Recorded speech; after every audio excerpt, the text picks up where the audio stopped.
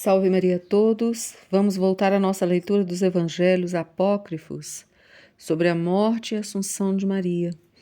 O pedido dos apóstolos. Ó Maria, certamente te lembras daquele ladrão que foi apanhado junto aos apóstolos. Súplice, implorava e com a cabeça em terra adorava prostrado aos pés deles, dizendo: Suplicai a vosso Mestre que abençoe a nós judeus para que sejamos reconciliados e sejamos curados dos nossos males. Os apóstolos foram e suplicaram a Jesus que os abençoasse como pediam. Ele o enviou com os apóstolos e disse: Não são assim os pastores de Israel. Pedem a cura de suas ovelhas para serem louvados diante dos homens, mas eles mesmos não querem ser curados, porque estão no erro até hoje. A vós, porém, eu ensinei e acreditais. Disseram os apóstolos: Senhor, eis que suplicam, adoram e se penitenciam. Por que não os escutais? Jesus respondeu: Quereis que os escute? Eles são maus e vós o conheceis. A parábola das árvores. Quis então Jesus mostrar aos apóstolos que não os ouvia porque eram maus. Levou-os para o alto de um monte e fez que sentissem fome. Vieram e suplicaram a Jesus, dizendo: Temos fome e que comeremos neste deserto? Jesus fez que surgissem árvores diante deles e produzissem frutos, e produziram frutos diante deles. Disse-lhes: Ide àquelas árvores à vossa frente, tem muitas frontes belas e de ver e muitos ramos, comei de seus frutos. Os apóstolos se dirigiram às árvores que estavam diante deles, mas nelas não encontraram frutos. Voltaram a Jesus e disseram-lhe: Ó nosso mestre, tu nos enviastes àquelas árvores que estão diante de nós, e nelas não encontramos frutos. Suas frontes são viçosas e belos seus ramos, mas não há nenhum fruto. Jesus disse-lhes: Certamente não os vistes, porque estas árvores são altas. Ide novamente. Agora as árvores já se inclinaram. Encontrareis frutos. Apanhai-os e comei. Foram, encontraram as árvores, mas não encontraram os frutos. Voltaram a Jesus muito tristes e disseram-lhe: Que ilusão é esta? Primeiro nos disseste: Encontrareis árvores altas, cheias de frutos. E não encontramos. Por que esse tipo de gracejo? Explicai-nos o que é isso. Jesus disse-lhes: Ide e sentai-vos debaixo delas. Vereis o que é. Enquanto estavam eretas, não vistes. Quando se dobraram, também não vistes. Os apóstolos foram e sentaram-se debaixo das árvores e saíram vermes féditos. Levantaram-se os apóstolos e disseram: Ó nosso mestre, por acaso quereis tentar-nos? Mas ele nos fizera voltar àquelas árvores para que não mais ali voltassem. Mas ele os fizera voltar àquelas árvores para que não mais ali voltassem. E a explicação de Jesus. Respondeu-lhes o Salvador, dizendo-lhes: Não vos tento, de modo algum, mas quero que compreendais perfeitamente. Olhai agora e vede que plantas são estas. Os apóstolos observaram e viram que as plantas se tinham transformado em homens que oravam e ajoelhados adoravam.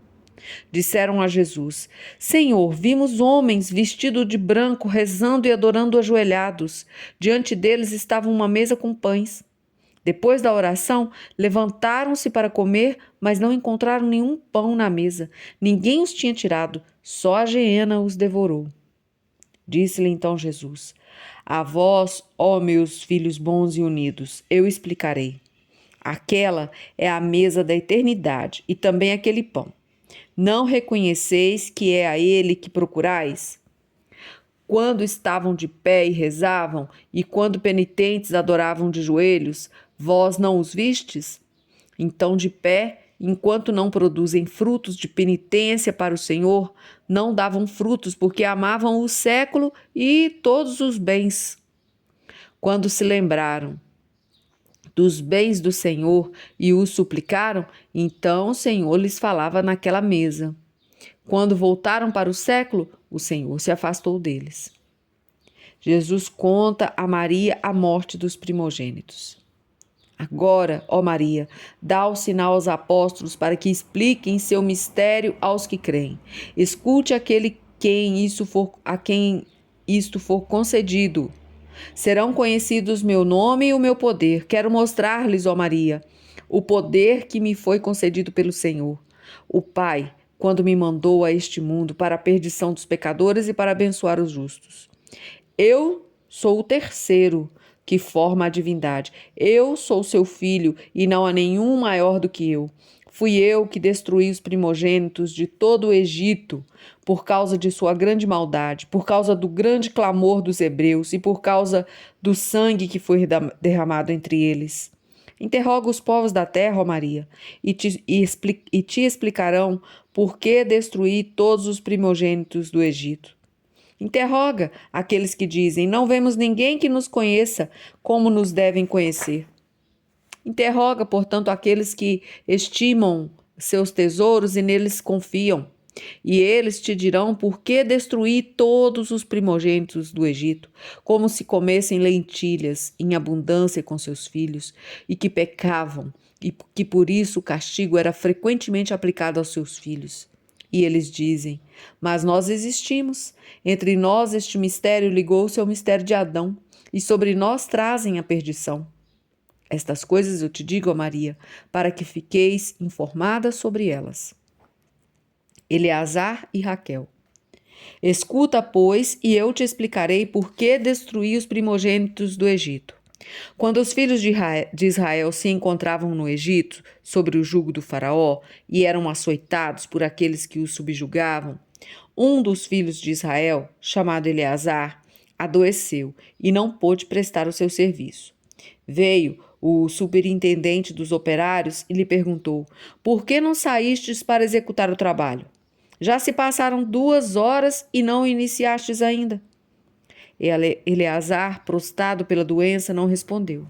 O chefe procurou o rei e lhe comunicou: viva o rei para sempre. Um dos filhos dos hebreus não pode realizar seu trabalho afirmando estar doente.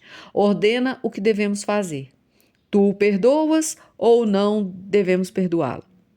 Ouvindo aquilo, o rei Faraó rangeu os dentes e exclamou: tirarei do vosso corpo o vosso hálito e a vossa alma, se permitirdes agora que os filhos de Israel descansem. Fazeis produzir os tijolos, trazei a mulher dele para que trabalhe em seu lugar. Se não fizerdes assim, os outros que presenciarem o fato abandonarão os tijolos e ficarão ociosos, interrompendo o trabalho. Se, porém, virem a mulher dele sair para fabricar tijolos, terão medo e trabalharão, sem interromper a tarefa que lhes impus, e não se lembrarão de do seu Deus. Agora, chefe dos operários, ide para o meu trabalho. Ao entardecer, eu mesmo irei e contarei o número dos tijolos dos chefes dos operários. Se não encontrar o número exato, só ficarão os tijolos. Quando os chefes dos operários ouviram aquelas palavras do rei Faraó, dirigiram-se transtornados à casa de Eleazar, que estava enfermo. Tomaram sua esposa, que se chamava Raquel, e a levaram para fora com o propósito de conduzi-la ao trabalho dos tijolos. Exigiram que fizesse o trabalho do marido e a açoitaram. Ameaçaram-na de morte se não fizesse os tijolos. Como estava grávida, sentiu-se triste e encheu-se de pudor. Não queria sair de casa e não queria permitir que nenhum egípcio a visse, para não ser molestada e saísse para o trabalho. A morte dos filhos de Raquel. Mas depois que saiu para junto dos operários e executou seu trabalho, ela sentiu-se muito mal e sentou-se um pouco para descansar. Aproximaram-se os chefes dos operários e a flagelaram, dizendo: Levanta-te, fabrica tijolos, por que deixaste passar o dia? Ela respondeu: Eu vos suplico, tende piedade de mim, meus senhores, permiti que descanse um pouco, pois meus rins se comprimem. Mas eles a flagelaram, dizendo: Não podemos ter piedade de ti, porque hoje virá o faraó para examinar o trabalho dos tijolos executado pelos hebreus. O rei ordenou que não vos ajudássemos. Do contrário, teríamos que fabricar os tijolos em vosso lugar. Não podemos deixar-te descansar. Chegou a hora da vinda do faraó, e eles continuavam a pressioná-la. Ela se levantou, tomou a argila em suas mãos e começou a trabalhar. Extenuada por causa dos muitos golpes que recebera, cheia de espanto, deixou cair o fruto que trazia no seio. Presenciando o fato, os operários ficaram atemorizados e se afastaram. Um deles, aproximando-se, viu 2 meninos, rompeu em pranto enquanto ela dizia: Ó meu Senhor, tu nos retribuístes conforme os nossos pecados, pois pecamos desde o início. Agora, Senhor, olha e vê a nossa dor. Lembra-te do pacto que estabeleceste com nossos pais, Abraão, Isaque e Jacó, dizendo: Eu vos abençoarei e os vossos descendentes. Embora tenhamos pecado, não prolongastes para sempre a tua ira contra nós. Junto de quem permanecerei, senão junto de ti, ó Senhor? A quem hei de clamar? Somente a ti, Senhor. É imensa a minha dor. Este é o meu primeiro fruto. Eu o perdi por me faltarem forças diante da intensidade da dor. Não sei o que fazer. Volta, ó Senhor, o teu olhar para os meus filhos, porque são teus. A súplica é atendida. Quando Raquel pronunciou aquelas palavras, Abraão, Isaque e Jacó se apresentaram diante do bom Senhor. Eles o adoraram e suplicaram: Tenha, ó Pai, piedade dos nossos descendentes, dá a eles o perdão e lembra-te do pacto que fizeste conosco e com a nossa descendência.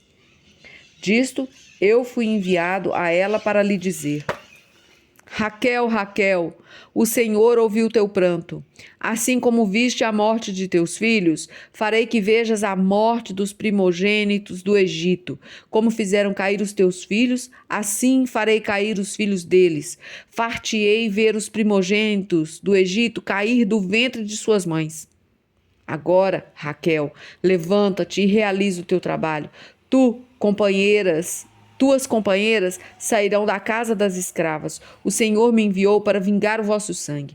Por isso, matei todos os primogênitos do reino do faraó e os primogênitos dos magos. Eu os matei à meia-noite, diante das portas, com o poder que me foi dado pelo Senhor. A morte dos primogênitos. Satanás declarou então guerra e disse-me: Queres que ajude o povo do Egito?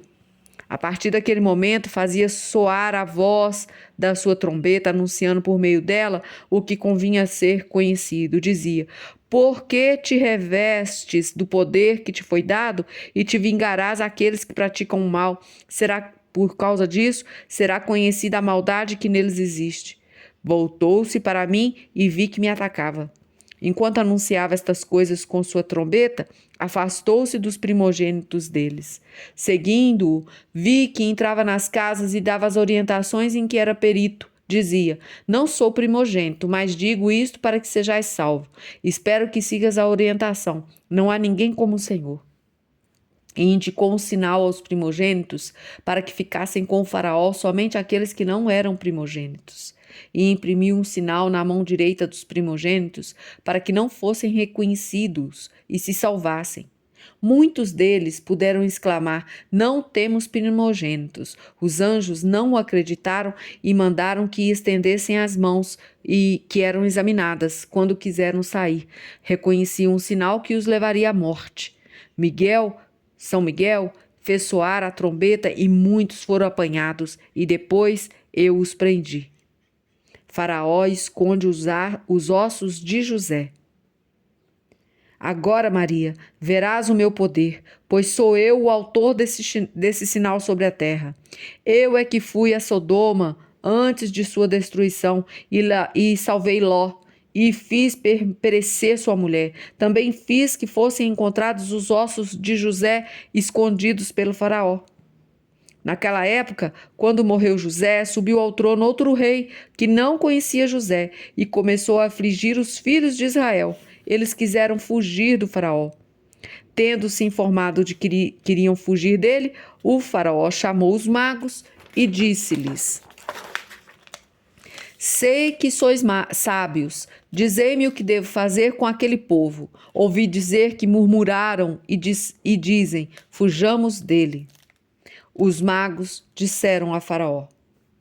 E esta parte ficará para a próxima leitura. Amanhã nós vamos entrar nessas leituras sobre a história de Ló e Moisés libertando o seu povo. A todos, salve Maria.